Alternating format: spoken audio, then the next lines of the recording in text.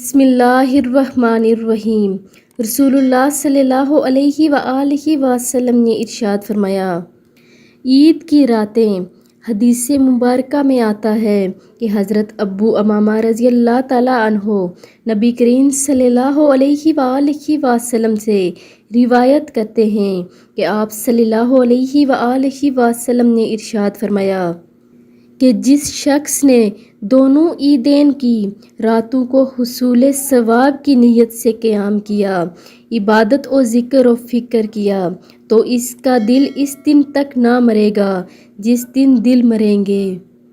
یعنی جو شخص دونوں عیدین پر اللہ کی خوشنودی کے لیے عبادت کرتا ہے اور اس کا ذکر و فکر کرتا ہے، وہ اس کا دل اس دن تک نہیں مرے گا جس دن دل مریں گے۔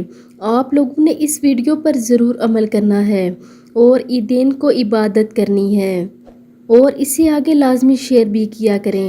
جزاک اللہ خیر۔